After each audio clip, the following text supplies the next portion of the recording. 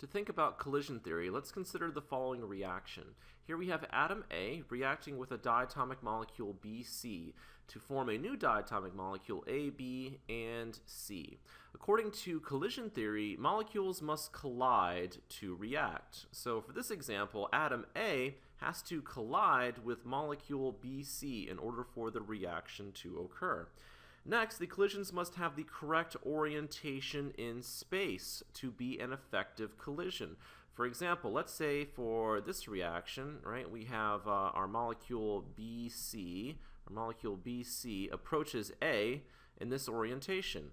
Right? And since we're forming a bond between A and B, let's say this is the proper orientation. Right? So this is the way our collision has to occur in order for the reaction to occur.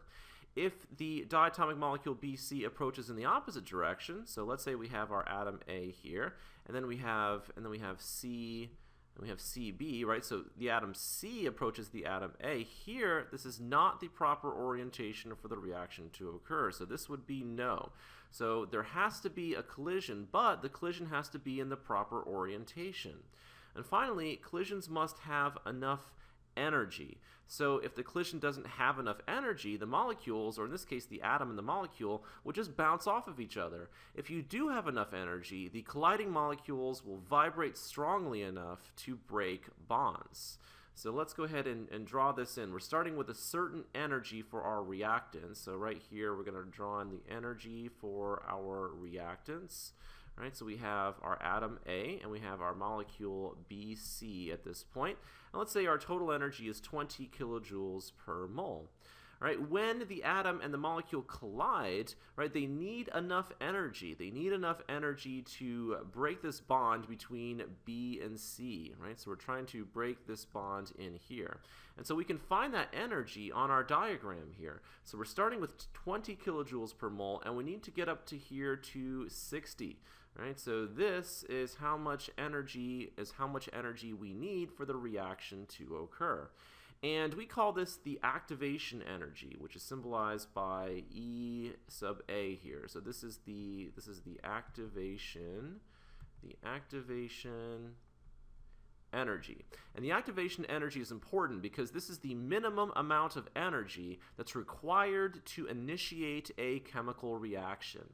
And for this reaction, we can see we need to get to 60 kilojoules per mole, right? So this point right here is at 60 kilojoules per mole. We're starting out with 20, right? So 60 minus 20 would, of course, be 40. So the activation energy for this reaction, so EA, according to our diagram, is positive 40 kilojoules per mole. So the energy of the collision must be greater than or equal to the activation energy. And at the top right here, we're going to get a transitional structure. So let me go ahead and draw in a possible transitional structure for this reaction. So we have a bond forming between A and B. At the same time, we have a bond breaking between B and C. And we call this transitional structure right here, we call this the transition state, right? So our structure right here is called the transition state. Right? You might also see this called the activated complex, right? So the transition state or the activated complex.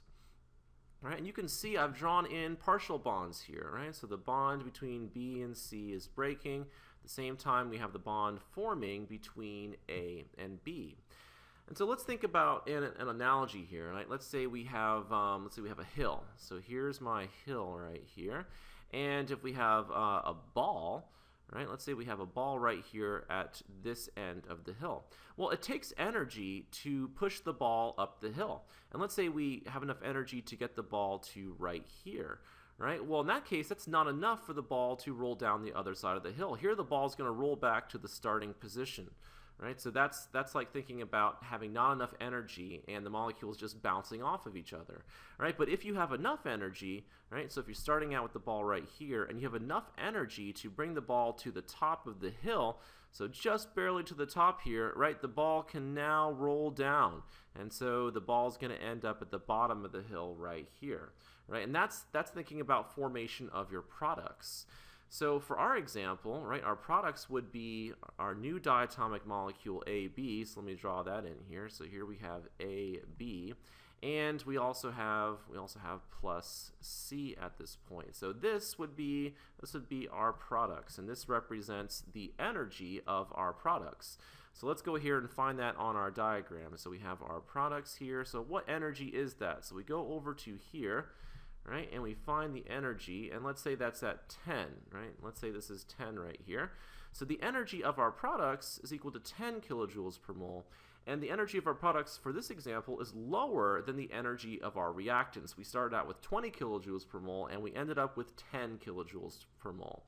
Right, so to find that difference in energy, right, to find that change in energy, that would be the energy of the products minus the energy of the reactants. And for this example, the energy of the products is 10 kilojoules per mole, so we have 10, minus the energy of the reactants. We started out with 20 kilojoules per mole, so 10 minus 20 gives us a change in energy equal to negative 10 kilojoules per mole. So on our diagram, we can see this change in energy right here, right? So it's the change in energy. This right here is a negative change in energy. So I'm writing delta E is negative. So this is an exothermic reaction. So heat is given off here. Remember, it takes energy to break bonds, and energy is given off when bonds form. And for this reaction, right, we're giving off heat. So this represents an energy diagram for an exothermic reaction. Now let's think about another reaction. So down here we have reaction progress. So we're starting out with the energy of our reactants right here. So this is the energy of our reactants at 20 kilojoules per mole, let's say. Right? And we know that to get to this point right here, this represents the energy of the activated complex. So right there would be our activated complex, and that's at 80 kilojoules per mole. Right, so this difference in energy, this is our activation energy. So this is EA, right? That represents our activation energy, which for this reaction would be 80 minus 20, which would be equal to 60 kilojoules per mole. So we get to here, we get to the transition state or the activated complex, right? And then this would represent the energy of our products. So this is our energy of our products here, which for this reaction, you can see the energy of our products is greater than the energy of our reactants. And so if we go over to here, let's say it's at 40, right? So let's say this level is at 40 kilojoules per mole.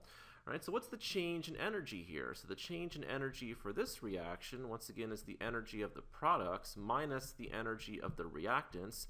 So that would be 40 kilojoules per mole. So 40 kilojoules per mole minus, we started out with 20. So 40 minus 20 gives us a change in energy equal to positive 20 kilojoules per mole. So positive 20 kilojoules per mole. So that would be this difference right here. So our change in energy for this reaction is positive. And so this represents an endothermic reaction. So the previous example was an exothermic reaction where heat is given off, and this is an endothermic reaction. This represents an endothermic reaction where heat is absorbed.